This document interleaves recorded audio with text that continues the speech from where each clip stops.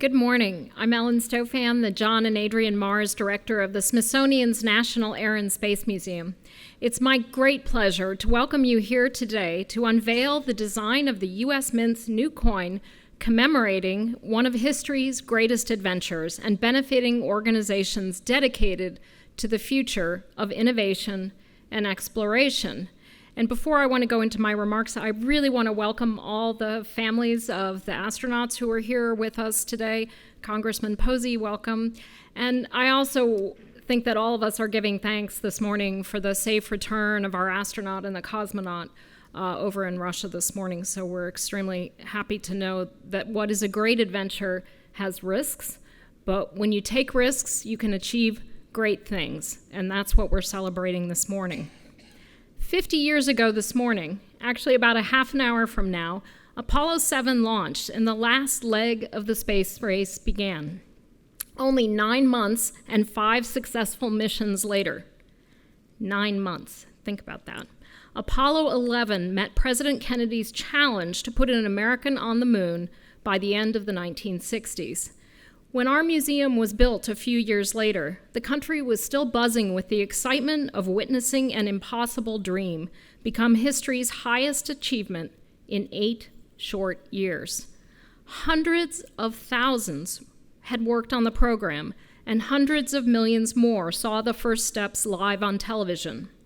That energy and enthusiasm sparked another race to open a national museum celebrating the history of flight in time for the country's 200th birthday.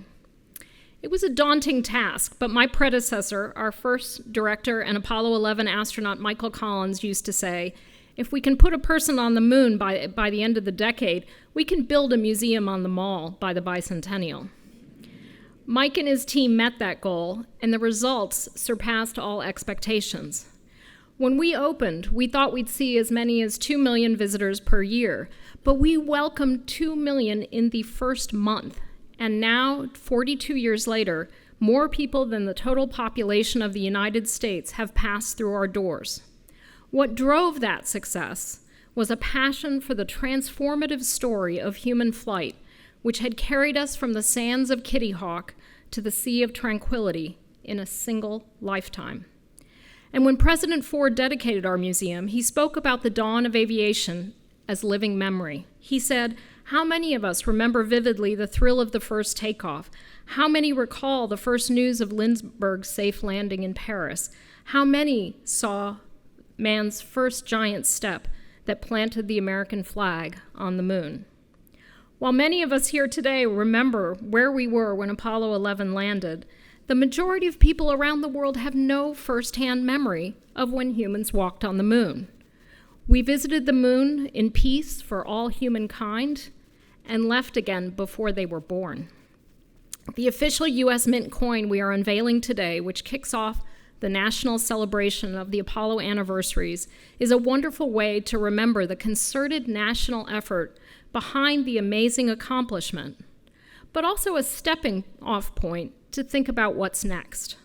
Here at Air and Space, we're beginning our own multi-year mission to reimagine America's favorite museum and the way we tell the stories from the national collection, including all of our thousands of Apollo artifacts.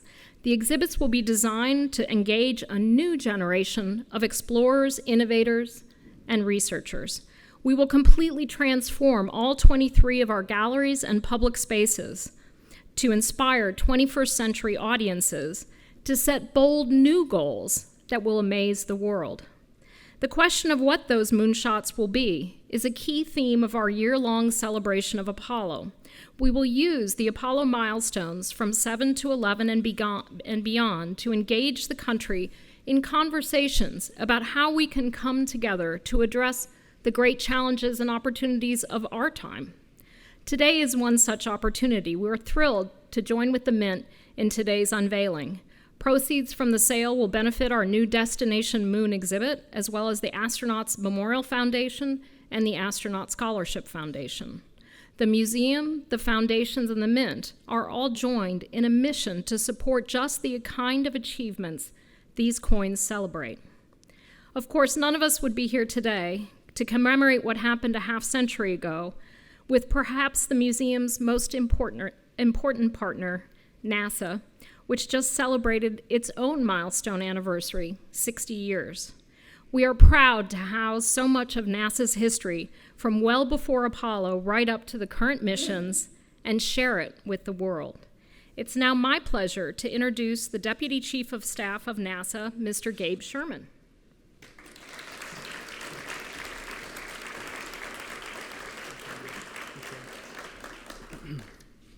All right. Well, thank you guys for having me today. I can't tell you what an honor it is for me to be able to stand here in front of you.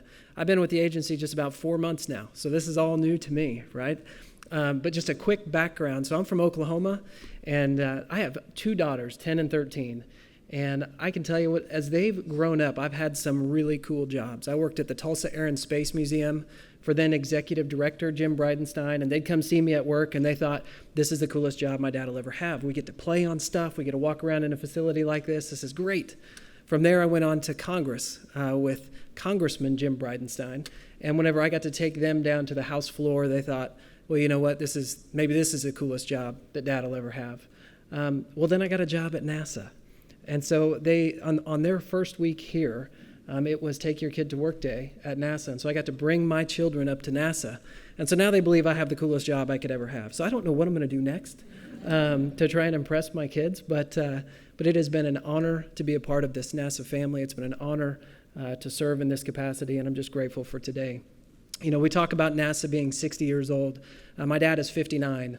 And so whenever I think about what NASA has accomplished just in the lifetime of one individual, my dad, that's a great benchmark for me. You know, I look at the agency was started a year before he was born. 10 years after that, we're on the moon. My dad has been able to see the space shuttle program. He's been able to see us build ISS. He's been able to see us land on Mars. And we've done all of this in a period of 60 years. And it's just an incredible amount of accomplishments for this agency in such a short amount of time. But all of what he's experienced in his lifetime and what I've been grateful to experience and what my kids have seen, I think has all been made possible because of what was done with Apollo. Apollo was the inspiration that kind of fueled NASA forward. And NASA is one of those agencies that's an inspirational and generational agency. I mean, it is, you think just in my family, my kids, me and my dad, we all celebrate what NASA's accomplished. So it's a generational agency. It's an inspirational agency. I can tell you, I've traveled to all 10 centers in that brief period here at NASA. So there are times when I feel like I need some sleep. But I can tell you, whenever you walk around the NASA centers, everybody has their story about how they were inspired to pursue a career at NASA. And time again, that story starts with Apollo. And so as I look at the families of a lot of our Apollo astronauts, as I look at Mr. Cunningham that's with us today, as we think about other astronauts and from other programs that are with us today, I just want to say thank you. Thank you for what you've done. Thank you to the families for what you've done, for the sacrifices that you've made that have allowed my generation, my kids' generation, my dad's generation to experience what we experience and to be inspired like we've been inspired. And I think one of the things that we need to do as an agency is honor the legacy of Apollo, right? Honor the legacy of Apollo. And I think we honor the legacy with Apollo with a great celebration of the 50-year anniversary of Apollo. But I think we also honor Apollo by going further, right? By going further. And I can tell you, standing here today, the administrator isn't here, which is why you got me.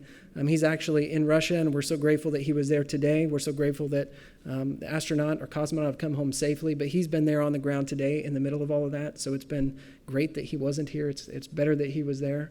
But I can tell you, under this administrator and under this administration, we're going further.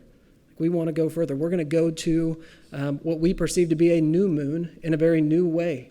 We know more about the moon today than we've ever known. I was speaking with our chief scientist, Dr. Green, here earlier. The scientific case for going back to the moon, I mean, it demands that we go back to the moon. Whenever you think about the architecture that we're building to get us to the moon, it's a sustainable architecture to where we're going to be able to access more parts of the moon than ever before and with more frequency than ever before. It's an exciting time. And then you think about where we want to go, which is reflected beautifully in the Apollo 50 logo. Where we want to go is to Mars. And there is no better proving ground for an eventual journey to Mars than right there on the moon. We can prove out the technology and understand the physiology and the physiological effects of what's going to happen with our astronauts on that journey right there at the moon. And we can do it just a brief 3-day journey away from home should something go wrong. So it's a great time to be at NASA. It's a great time to go forward to the moon. I'm so thankful for the sacrifice of these families, for the opportunities that they have presented my family and the countless other families that are touched by NASA on a daily basis. Thank you so much for all that you've done for us. We're going to go forward. We're going to go further. It's going to be great. We're going to honor you guys as we go. I'm excited about this next year as we get to travel around the country and honor all of the different Apollo flights. We've got some great events coming up, and I think we're going to do a fantastic job as an agency making you proud of the legacy that you've left. And so I'm grateful to be here today. It's at this point in time that I get the honor of introducing Mr. Walt Cunningham. So I want you to know just a few things about him. His bio is incredible, so I'm going to try and do it justice here. But in service to his country, Mr. Walt Cunningham was a Marine Corps fighter pilot, flying more than 50 night missions over Korea. After active duty, he spent another 19 years in reserve squadrons, retiring with the rank of colonel. In service to science, Walt spent 3 years working on classified defense studies and projects involving the Earth's magnetosphere with the RAND Corporation. In service to NASA, Walt was a part of the 3rd astronaut class selected in 1963. He served as lunar module pilot on Apollo 7, which launched 50 years ago today. And Apollo 7 was the first successful human flight of the Apollo program. Incredible. And was a critical test of the hardware that would take the country to the moon in the months that followed. Following his flight, Walt headed the Skylab branch of the Flight Crew Directorate. After retiring from NASA, Walt led a number of successful domestic and international business ventures, some focused on developing the next generation of technologies born through the space race. Walt is a sought-after keynote speaker and has written a number of technical and popular articles for journals, magazines, and newspapers, as well as his memoir, All American Boys. It is my pleasure to introduce businessman, author, physicist, fighter pilot, and astronaut, Colonel Walt Cunningham.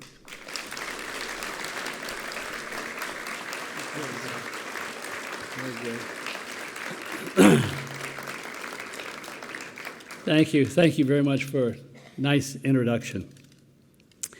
And I have to tell you, it's really an honor to be here today on the 50th anniversary of one of the most important days of my life. And that became part of one of the most historic accomplishments in our history of this country.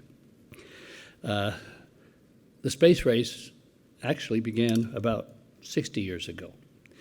And 50 years ago, this day, about 40 minutes ago, was when we had our liftoff. Wally Schirra, Don Isley, and I, we launched from what's now the Kennedy Space Center down there. And I have to tell you how fortunate I feel to have been, to have participated back in those days. I was a Marine Corps fighter pilot, as he just said. When I was that pilot, when Al Shepard lifted off on a Redstone rocket to get America started in space. Only 7 years later, I was boarding a Saturn rocket. It was a step toward landing a man on the moon, and our command module was much more advanced than Shepard's Mercury capsule. But it still had to be tested. Many people have asked me, even today, I hate to admit it, were you afraid? Well, I can tell you that we were not afraid. But that does not mean that we weren't aware of the risks that were involved. We thought rightly or wrongly that we could overcome all obstacles and that our goal was worth the risk. No one believes me when I tell them that the only thing that bothered us on the launch pad was the 2.5-minute delay to raise the pressure in one of our tanks. Well, in those days, we put a lot of pressure on ourselves. Perfection was our standard, and we wanted our liftoff to be precisely on time. Well, we were 2.5 minutes late. And we didn't know everything to expect. But we knew that we didn't have much time left if we were going to beat the Russians to the moon by the end of that decade. If maybe you think about it now, they never did go on with that. They've never been to the moon. As it turned out, our spacecraft was in such good shape, the one that we had, the first one there, that NASA added 4 mission objectives to our mission while we were in orbit. And on recovery, they considered Apollo 7 to have been 101% successful.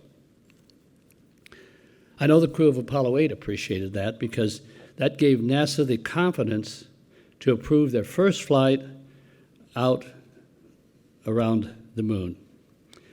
It gave NASA that not only that confidence, it also got us on track to meet President Kennedy's goal, which was to land a man on the moon before the end of that decade. Well, Apollo 7 was a significant mission, and to this day, 50 years later, it is still the longest, the most ambitious, the most successful first test flight of any new flying machine ever. The astronauts and the several hundred thousand people working on that program, we all shared a common thought. If this mission fails, it won't fail because of me. We honestly thought that. And we were not there for the fun of it, nor for the notoriety, and certainly not for the money. During Apollo 7, I earned $660. We were reaching out for the stars, trying to fly higher, farther, and faster. And we were there to meet an objective that I believe is the greatest accomplishment of the 20th century. When we got to Apollo 11, 9 months later, Neil Armstrong and Buzz Aldrin became the first to make it down that last 50,000 feet to the surface of the moon. They succeeded with only 17 seconds of fuel remaining. And that's not for the faint of heart, believe me. Along with Mike Collins, they did an outstanding job, and it is the most historical mission in history. We had beaten the Russians, and today we're still leading the Russians in technology and in operations. The space race itself, that's evolved into international cooperation. A little bit different than it was. We now have Russians and Americans operating together aboard the International Space Station. And the astronaut group has also changed significantly. They now encompass all races, all genders, and a wide variety of technical disciplines. When we started Apollo, there were 30 of us active astronauts. Now, 50 years later, there's been more than, I couldn't tell you exactly, more than 300 astronauts. One thing today is as true as it was back in the 1960s. Those who fly into space from every nation are highly motivated to get the job done. Even back in the golden age of spaceflight, excuse me, we had diverse personalities with different backgrounds, different capabilities. And what brought us together was our commitment to make every mission a success. I just got this information here just not too long ago that President Ford, who was the one that was dedicating this museum back in those days, here's what he had to say.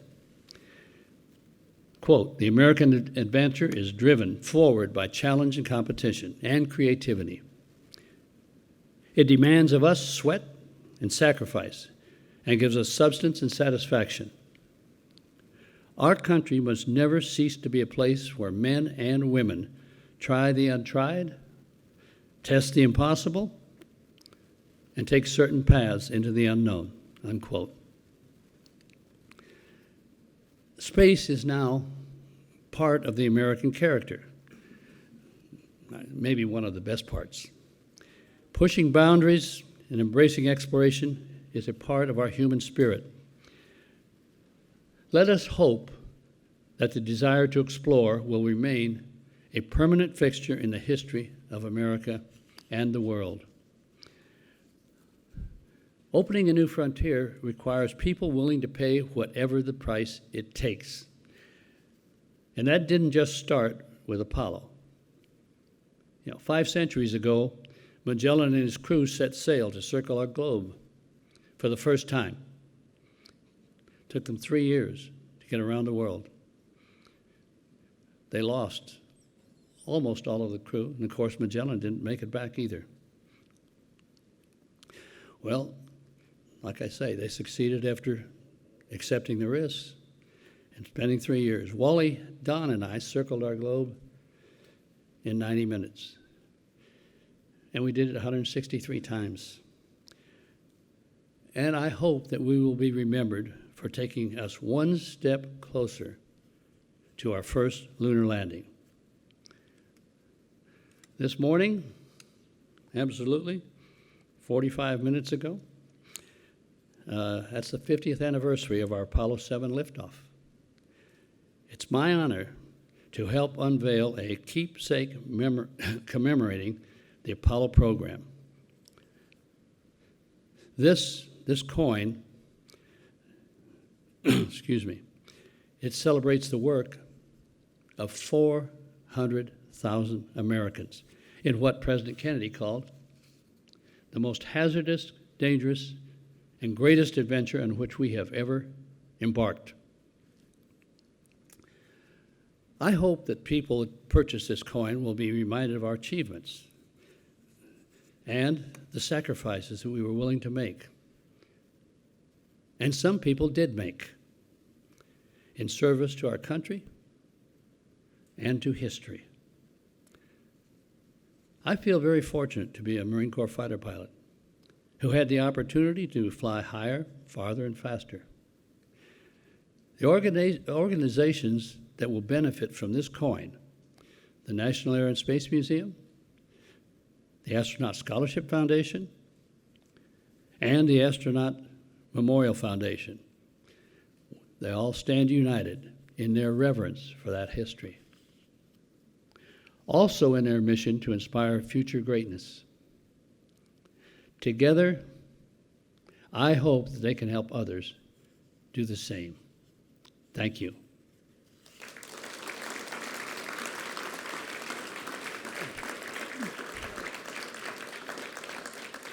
It is now my great pleasure to introduce the Director of the United States Mint, Mr. David Ryder.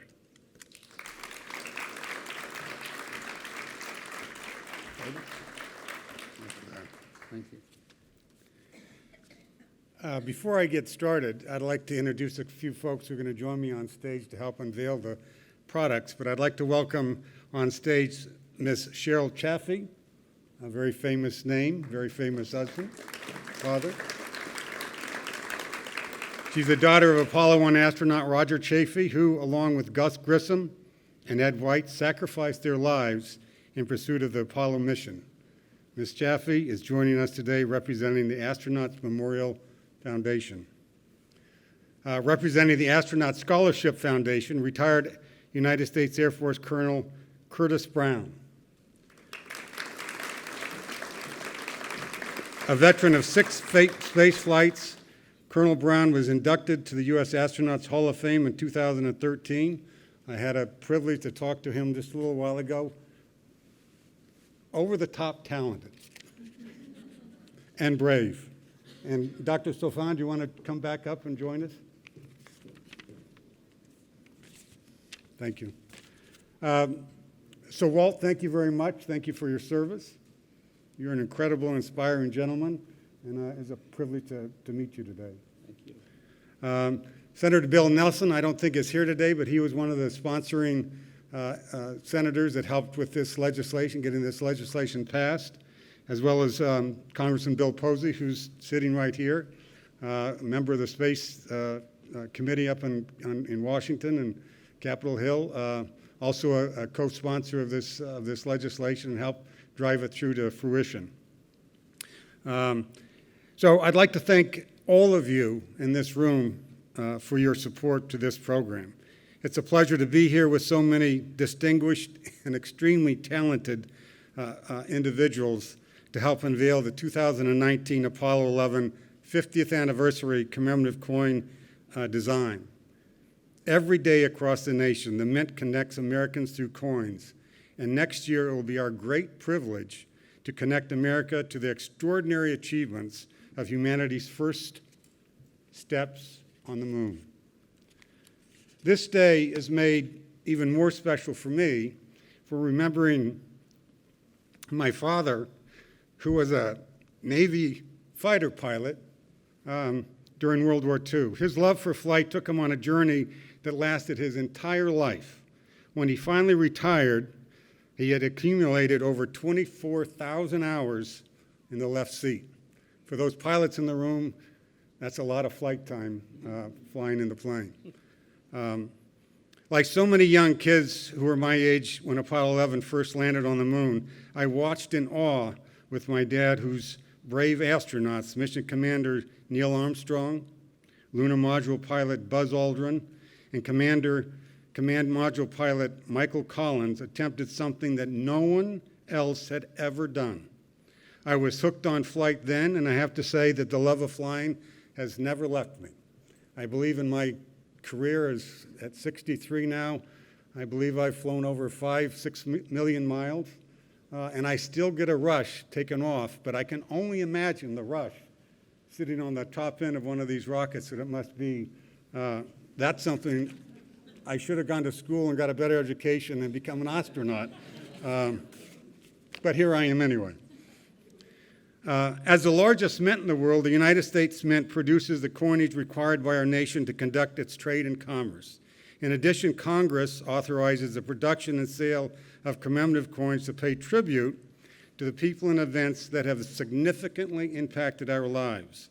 Since the beginning of the modern commemorative coin program in 1982, the U.S. Mint has raised $506 million in surcharges to help build and enhance new museums, preserve historical sites, and support important national programs. If the Apollo 11 commemorative coin program is a total sellout, the program could raise in excess of $14.5 million. I'm all over that. I'm going to do whatever I have to do to make sure that happens.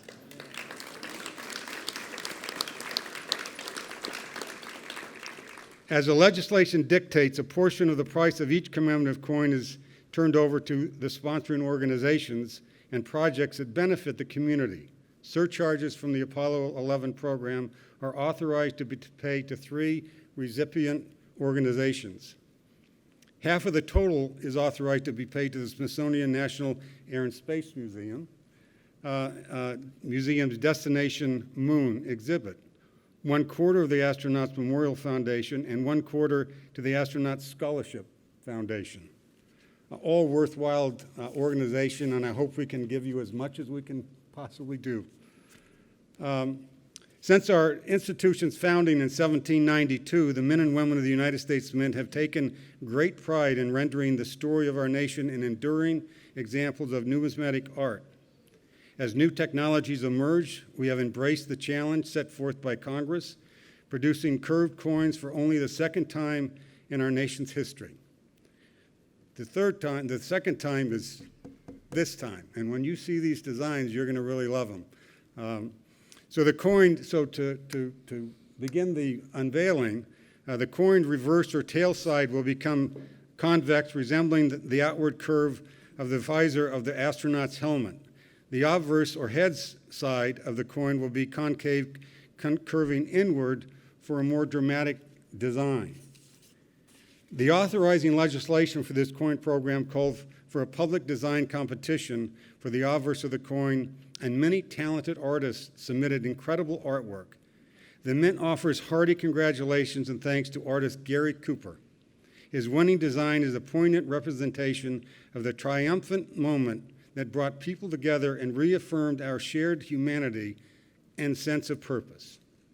So now for the moment you've all been waiting for, I present to you the design for the Apollo 11 50th anniversary commemorative coin. First, the obverse design.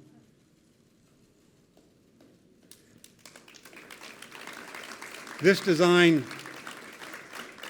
features the inscriptions Mercury, Gemini, and Apollo, separated by phrases of the moon and the boot print of the lunar surface, which together represents the effort of the United States space program leading up to the first manned moon landing.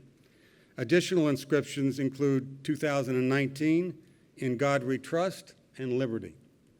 And when you see this coin in a 3-inch concave design, which we've never done, takes a 400-ton press to mint this coin. There's 100,000 of them of that product that's going to be minted. I expect that coin will sell out in less than, I'm going to make a bet, 5 minutes. I'm serious. So if you want to get it, you got to get in line pretty quick. I'm sorry? The first sale right there. The reverse design features a representation of a close-up of the famous Buzz Aldrin on the moon photograph taken July 20th, 1969, that shows just the visor and part of the helmet of astronaut Buzz Aldrin. The reflection in Buzz Aldrin's helmet includes astronaut Neil Armstrong, the United States flag, and the lunar module. Inscriptions include United States of America, the denomination, and E Pluribus Unum. Another design that is going to go down in history as one of the best.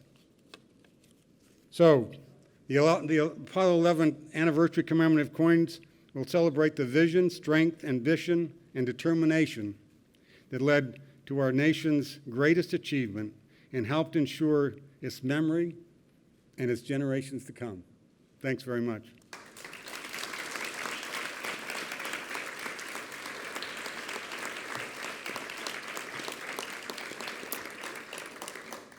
You know, after seeing this design, I'm sure you all feel like I do, is how can I get one of these coins for myself as soon as possible? I'm certainly going to do that and display it with honor in my office. Thank you to the U.S. Mint for involving us in this project and for joining us to celebrate a momentous moment, not just in aerospace history, but in the history of our country and our world. As I said before, a portion of the proceeds from the sale of this coin will go to our new Destination Moon exhibit, which will tell the story of the Apollo program and moon landing. As we prepare for the exhibit and the transformation of this museum, we'll be closing exhibits, but don't worry, the museum will stay open the whole time. One of our first exhibits to close is the Apollo to the Moon Gallery, which will close on December 3rd. Since you're already here, this will be the perfect chance to go upstairs and see that exhibit one last time and say goodbye to it. I really encourage you to go take a look this morning. Again, it will close on December 3rd. But just fasten your seatbelts because the new Destination Moon exhibit is going to be amazing. Thank you so much for joining us for this event today, and we hope to see you at more Apollo celebrations throughout the year. Thank you.